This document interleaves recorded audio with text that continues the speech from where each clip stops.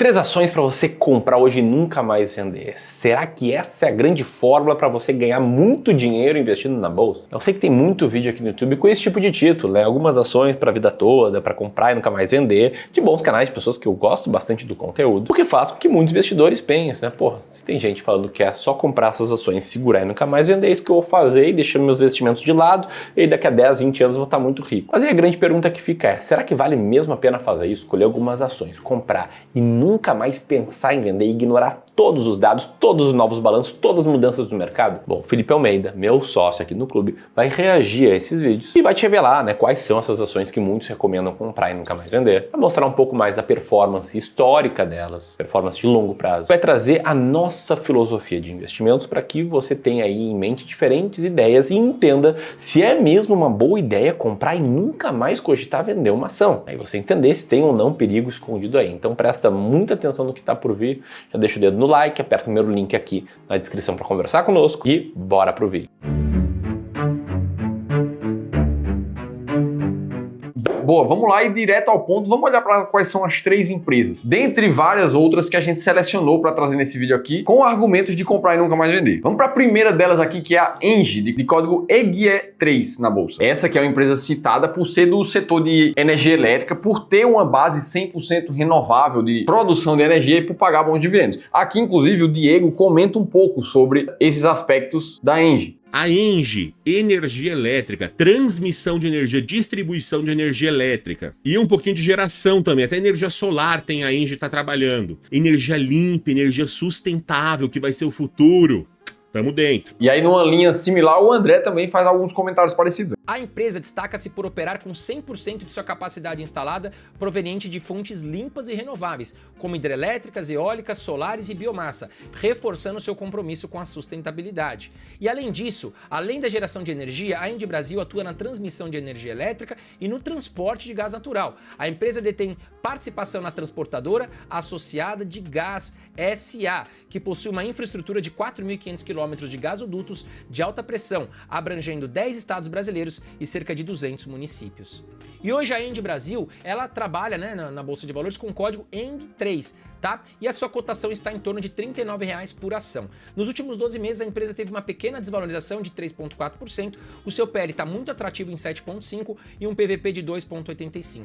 Pagou bons dividendos, cerca de quase 6% aqui em dividendos. Bom, então no caso dos dois, uma coisa que chamou a atenção é a capacidade de pagar bons dividendos, que está muito próximo aos 6% ali. Se a gente for dar uma olhada um pouco mais com calma aqui na Engie, a gente vai ver ela realmente pagando um pouco mais de 5,7% nos últimos 12 meses de dividendos. De um ano para cá, quem estava investido na empresa e mesmo considerando os dividendos está praticamente no 0 a 0, perdendo ali mais ou menos 2%. Já nos últimos 5 anos, a alta tem sido de 26%. Não é lá uma grande coisa assim, uma vez que a empresa passou um bom tempo aqui lateralizada, teve um ciclo de alta e depois uma queda novamente. No histórico de dividendos, o que a gente vê é o dividend yield médio dos últimos 5 anos, batendo ali 6, o que é um dividendo realmente aceitável. E quando a gente olha para o payout da empresa, a gente vê uma menor ênfase na distribuição de dividendos ao longo dos últimos anos, chegando até cerca de 26% em 2024. E aí outros comentários que foram ditos sobre a Engie no vídeo dos meninos. Basicamente 88% da receita da empresa vem da geração de energia e o restante na transmissão e mais para o trading ali de distribuição. Quando a gente entra aqui no site da própria companhia, a gente consegue ter um panorama ainda mais atualizado sobre os ativos de energia da empresa, onde a gente vai ver que na parte de geração de energia, a gente vai ter as plantas hidrelétricas que estão posicionadas aqui no mapa, boa parte na região sul, uma no nordeste e outra ali no norte. Algumas plantas eólicas ainda não fazendo muito volume aqui para a Engie e as plantas de geração solar que a Engie já vem posicionando de forma mais diversificada geograficamente do Brasil. Sem falar nas plantas que ainda estão em construção, uma na Bahia e outra ali no Rio Grande do Norte. E uma coisa que chama atenção negativamente no caso da Engie é o alto endividamento que ela veio adquirindo nos últimos anos. E aí aqui um contexto importante. Empresas do setor da energia elétrica, elas têm uma maior capacidade de tomar dívida, uma vez que a receita delas é muito previsível, pelo menos quando comparado com outras empresas de outros nichos. E isso faz todo sentido. Afinal de contas, vamos pensar com a cabeça do banco, né? Que é quem empresta dinheiro. Imagina agora que você é um banco ou que você tem muito dinheiro e você quer rentabilizar emprestando para outras pessoas. Aí na segunda-feira no teu escritório chega um cara que é um profissional autônomo, que às vezes ele dá uma porrada, ganha 250 mil reais no mês, só que tem meses em que ele não ganha nada e ainda tem que pagar toda a infraestrutura do escritório dele, ou seja, ele sai menos 20 mil reais no mês. Ou seja, a receita desse cara é totalmente volátil ao longo do tempo. Se esse cara for te pedir 100 mil reais emprestado ali, você vai ter uma percepção de risco, porque a depender do prazo, das condições que esse empréstimo tiverem, ele não vai ter tanta capacidade de pagamento assim para o dinheiro que você emprestou para ele. Agora imagina que na terça-feira chegou outro cara para conversar com você. Esse aqui que é servidor público, tem um salário fixo mensal de 120 mil reais por mês, com todas as outras bonificações, tudo declarado em contra-cheque e ele consegue te apresentar, inclusive. Ora, se você quiser emprestar os mesmos 100 mil reais para essas duas pessoas, a percepção de risco é muito menor para o funcionário público. É algo parecido que a gente vê acontecer aqui quando as empresas vão emprestar dinheiro para o setor de energia elétrica. É muito difícil a gente ter uma oscilação na demanda de energia elétrica, seja de geração, seja de transmissão ou de distribuição, o que torna as receitas das empresas de energia elétrica muito mais estáveis. E é por isso, por exemplo, que muita gente no mercado fala que a métrica dívida líquida sobre EBIT, ela começa a ficar alta quando ela supera 3 vezes para as empresas. Só que esse número tende a ser um pouco mais flexibilizado quando o nicho é energia elétrica. E é exatamente isso que está acontecendo com a Engie. De toda forma, se a gente olha o histórico de 2016 para cá, a empresa se alavancou pra caramba. Ela agora está com uma dívida um pouco mais pesada. Começou a reduzir até 2023 e de lá para cá voltou a ascensão das dívidas. E isso acontece porque a empresa está investindo pesado na sua expansão ainda, como em algumas plantas de geração de energia, como as que vocês estão vendo aqui na tela. Isso sai do próprio resultado da empresa. Aqui embaixo, para alguns deles, a gente já consegue ver quais são as partes dessas infraestruturas que já geram receita comercial para a empresa. Nesse caso do projeto do conjunto eólico lá da Bahia, de Assuruá, praticamente 80% da planta já gera receita, mas tem uma outra parte que ainda está em fase de teste e de construção. Ou seja, a empresa colocou dinheiro em toda essa infraestrutura, mas ela ainda não gera receita, segurando um pouco ali o endividamento. Coisa parecida acontece aqui no conjunto fotovoltaico do Açu-Sol, no Rio Grande do Norte, onde quase 40% da planta ainda está em construção. Ou seja, a empresa começou a precisar de mais dinheiro para fazer essas estruturas rodarem de verdade, e é por isso que ela está um pouco mais endividada, inclusive naturalmente espremendo um pouco mais a capacidade de distribuição de dividendos. Beleza, aqui eu trouxe alguns pontos que fizeram com que tanto o André, quanto o Diego, quanto outras pessoas que gostam de investir para nunca mais vender, comprarem uma empresa como essa. Lá no final do vídeo, a gente vai dar o nosso veredito, o que é que a gente acha sobre cada uma dessas empresas aqui no Clube do Valor. E antes da gente ir para a segunda empresa, é muito importante a gente ter mais clareza como é que esses caras desses canais aqui do YouTube selecionam as empresas das carteiras deles. E um disclaimer ainda mais importante aqui é que aqui a gente não está fazendo nenhum juízo de valor. O mercado financeiro é extremamente democrático. Cada uma das pessoas tem uma tese, uma estratégia de investimentos que pode dar certo a depender do contexto de vida de cada uma delas. Inclusive, tanto o Diego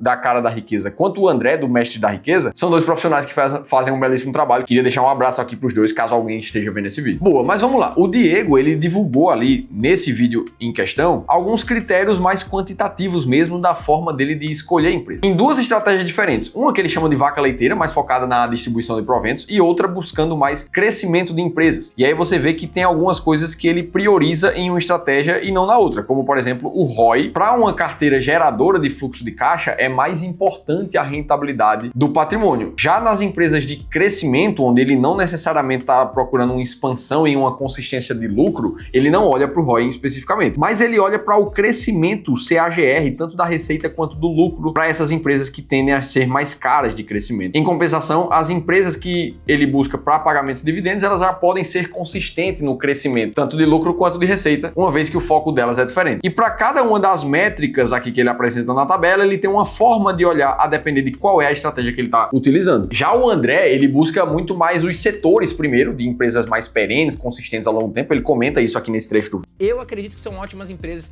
para se manter a longo prazo. Trouxe aqui para você, por exemplo, ação de banco, elétrica, saneamento, seguros, que são ações de setores perenes. São setores mais defensivos, mas que no longo prazo pagam bons dividendos, entregam uma boa rentabilidade, sem sofrer com tanta volatilidade e oferecem menos riscos, porque eles trabalham em setores perenes. São setores que o ser humano precisa muito. Tratamento de água e de esgoto, seguros, aqui no Brasil a gente tem uma alta criminalidade, serviços bancários, banco no Brasil não tem erro, os bancos ganham muito dinheiro, elétrica, a gente precisa de energia, né? Não tem jeito. Ou seja, ele acredita nessas empresas porque ele vê que elas são ótimas por serem perenes. E são essas um pouco das razões que fazem os meninos colocar as empresas na carteira para segurar para sempre ou por muito tempo. Dito isso e feito todos os disclaimers, quais são as principais diferenças da nossa filosofia de investimentos aqui do clube e para com as pessoas que gostam de investir mais pro longuíssimo prazo ali e não gostam muito de vender ativos? A primeira coisa que me incomoda aqui é que essas estratégias elas não foram necessariamente testadas ao longo do tempo. Como é que eu vou saber se os critérios exatos que eu estou fazendo para escolher uma empresa, se eles geraram realmente um resultado muito positivo no passado? Porque afinal de contas, enquanto eu não estressar as possibilidades, pode ser que existam outros critérios que eu não estou escolhendo nas minhas empresas que geram um resultado muito muito mais satisfatório para mim. E esse que é o exato processo que a gente faz para todas as nossas estratégias de ações. Eu já vou te falar mais para frente, mas que é a causa da gente conseguir mostrar esses gráficos aqui para vocês. Como a nossa estratégia das ações mais baratas da bolsa, que teve uma rentabilidade de 5 vezes mais do que o índice Bovespa, ou como no caso da estratégia máquina de dividendos, que também teve uma performance de 4 vezes o que teve o índice Bovespa ali nos últimos 20 anos. Ou seja, de tanto ficar testando possibilidades até a exaustão, a gente chegou nas melhores combinações possíveis, comprovadas no tempo e pelo mercado, para selecionar ações na bolsa. Inclusive, se você se sente em dúvida se deve comprar ações para nunca mais vender, ou se você quer saber a hora certa exata que você deveria comprar uma empresa, e principalmente como é que você pode aproveitar melhor as oportunidades que o mercado financeiro normalmente apresenta, para com isso você ganhar mais dinheiro, aí eu preciso te convidar para participar de uma sessão de consultoria gratuita com um dos nossos especialistas aqui do clube. A ideia é pegar toda essa nossa filosofia que faz com que o clube já há quase 10 anos tenha alcançado a colocação de maior consultoria do sul do país, para aplicar tudo isso na tua carteira de investimentos, ver como é que você está investindo hoje e como é que você pode melhorar para ter mais rentabilidade com menos risco ao longo do tempo. Para você participar de uma sessão de consultoria como essa, basta fazer a leitura desse QR Code que está aqui na tela ou clicar no primeiro link da descrição do vídeo, é totalmente gratuito mesmo. Você vai chegar lá, conhecer o nosso método e se fizer sentido para você e você quiser continuar com a gente te ajudando a colocar esse plano em prática, de forma bem transparente, a gente vai te mostrar como é que funciona o nosso trabalho de consultoria de investimentos. Clica lá para participar que no mínimo você vai ter uma segunda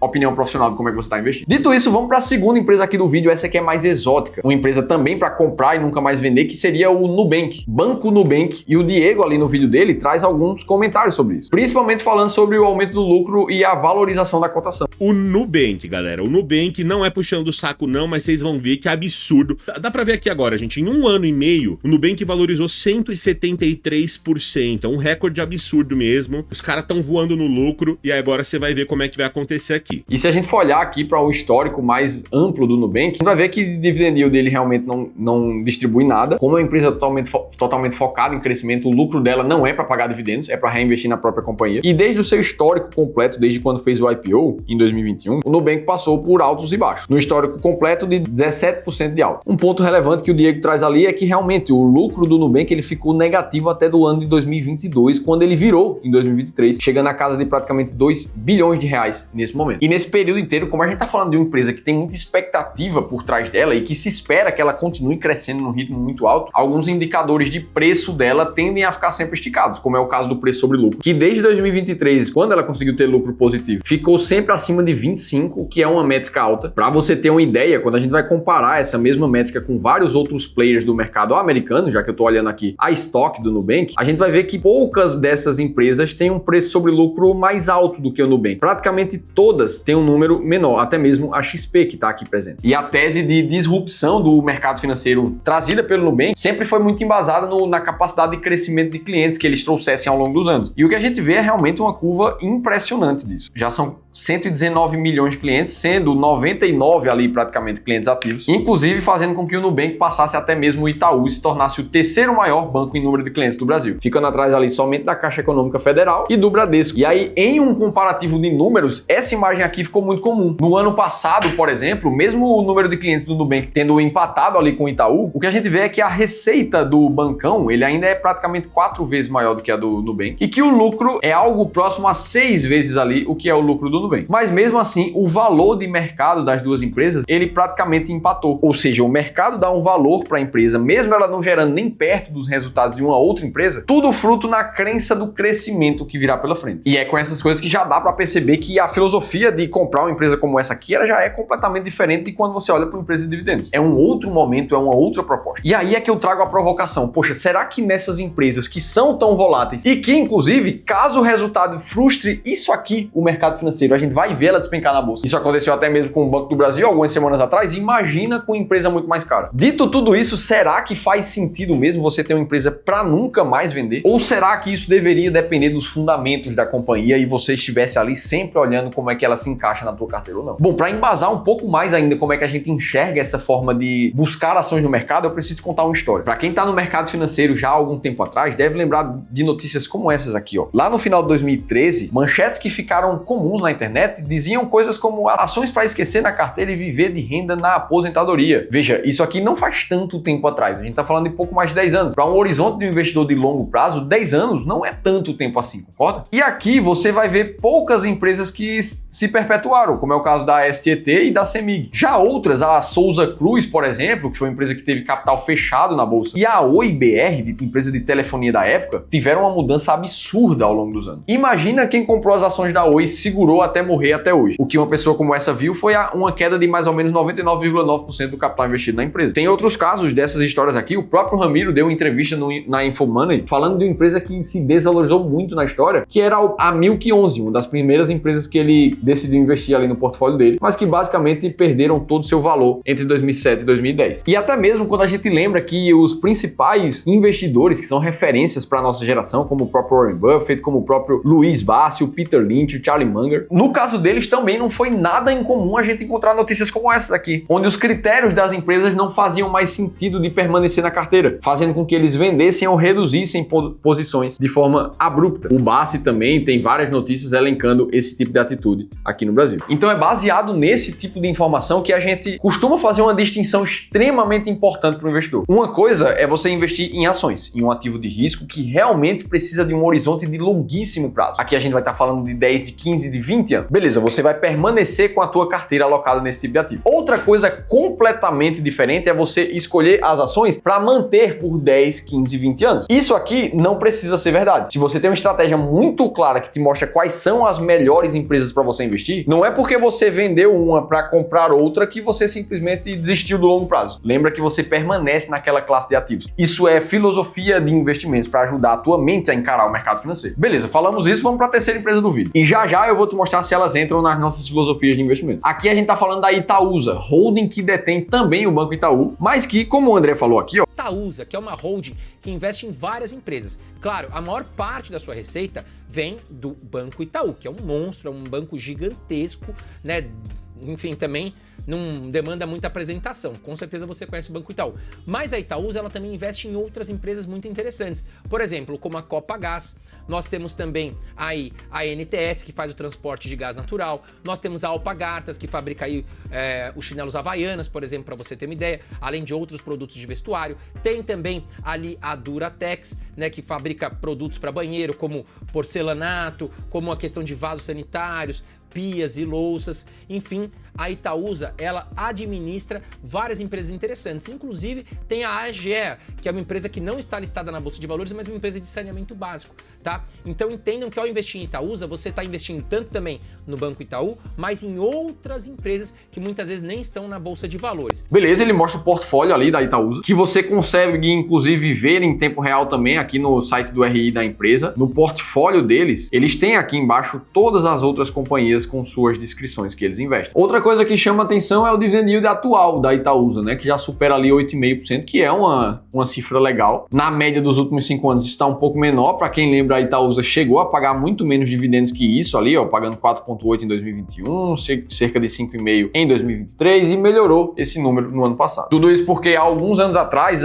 o momento da Itaúsa era muito mais de adquirir novas empresas, parecido como o que a Engie fez, o que acabou tirando um pouco da prioridade da distribuição de dividendos para os acionistas. É uma fase, acontece. Beleza, mas perceba que a maioria das coisas que a gente falou aqui são muito sobre narrativas, sobre descrição de como é que as empresas funcionam e como é que elas estão em termos de projetos, de números em gerais. Agora, como é que cada uma delas se encaixa numa filosofia realmente comprovada no tempo de investimento? É isso que eu quero te mostrar a partir de agora. E para que fique muito claro para você, aqui no Clube do Valor, a gente tem uma forma de investir que, ao destrinchar um pouco mais, a gente chama de sistema de alocação estratégica, que parte por uma árvore de seleção de investimentos, cada um com suas especificidades. No caso de ações do Brasil, a gente tem algumas formas principais de investir. Dentre elas, a estratégia das ações mais baratas da bolsa, para quem busca realmente uma valorização do portfólio de forma mais agressiva ao longo do tempo, assim como a estratégia Momentum, que olha para o mercado financeiro sob uma outra ótica, buscando pegar aqueles ativos que têm mais chance de continuar se valorizando nos próximos meses e anos. E a máquina de dividendos, aquela estratégia para quem realmente gosta de receber mais proventos de forma consistente na bolsa. Visto isso aqui, o que é importante para cada um dos investidores? valores. É essencial que você entenda qual é o seu perfil, seus objetivos financeiros, para que você escolha a estratégia correta para você. Cada uma tem seus benefícios e seus riscos também. Vamos imaginar que você é um investidor que está muito focado em distribuição de dividendos, você opta pela máquina de dividendos. Ora, essa estratégia, por exemplo, ela exige que todas as companhias ali dentro apresentem um crescimento de lucro consistente nos últimos 3 anos. Ou seja, se a empresa não satisfizer isso, ela simplesmente não vai aparecer. E é claro, essa estratégia precisa observar as empresas que mais pagaram dividendos na média dos últimos 3 anos. Se a empresa não pagou nada, como é o caso do Nubank, ela não vai aparecer aqui. Sobre as outras duas empresas, o Banco Itaú, que acaba representando um pouco a Itaúsa nesse cenário, ele está na posição número 15 da estratégia máquina de dividendos, com uma média de dividend yield dos últimos 3 anos de 5,6%. Ou seja, ela ainda não está nas 10 maiores pagadoras de dividendos da bolsa, que é o que essa estratégia seleciona. Isso é um recado claro de que tem empresa melhor para dividendo nesse momento. Um caso parecido com o da Engie, que está ali na posição número 13 e ainda não está entre as 10 maiores pagadoras da bolsa. E esse é o benefício de ter uma estratégia clara. Você sempre sabe exatamente o que é que você deve fazer com cada uma das empresas de toda a bolsa de valores. Já no caso da estratégia das ações mais baratas da bolsa, para aquele investidor que realmente busca mais potencial de valorização, a gente tem a Engie posicionada na 58ª posição do ranking, mostrando que ela não está nem perto de estar barata, ela ainda está, na verdade, muito cara. E já as outras duas empresas, como elas são do setor financeiro, elas acabam não entrando na estratégia das ações mais baratas da bolsa, por não apresentarem claramente as métricas contábeis que essa estratégia exige, como, por exemplo, a geração de caixa medida pelo EBITDA. Afinal de contas, para encontrar as 20 ações mais baratas da bolsa, o segundo e importantíssimo passo é listar as empresas pelo seu EBIT dividido pelo EV, famoso valor de firma, antes de selecionar quais são as empresas para entrar na sua carteira. Ah, Felipe, essa é uma filosofia interessante, eu quero aprender ainda mais sobre isso. Como é que você monta essa estratégia? Aí, nesse caso, eu preciso te convidar para conhecer a melhor e mais completa experiência do mercado financeiro para multiplicar o teu dinheiro no longo prazo e antecipar a tua liberdade financeira. O nosso principal treinamento do Dinheiro à Liberdade é uma experiência destinada para pessoas que querem investir no mercado financeiro através de estratégias claras, validadas de investimento, buscando transformar o seu dinheiro em uma fonte de liberdade. E é por isso que eu quero te convidar para conhecer um pouco mais sobre esse treinamento no segundo link que eu vou deixar aqui na descrição do vídeo. Dito tudo isso, me conta se esse vídeo fez sentido para você, se teve alguma informação que agregou na tua vida, me conta aqui nos comentários que eu quero ouvir todos vocês. Agora, se você quiser aprender a montar uma carteira de investimentos, mesmo que você esteja começando do zero, aí eu preciso que você assista esse outro vídeo aqui que eu te contei tudo isso em detalhes, eu vou estar te esperando por lá.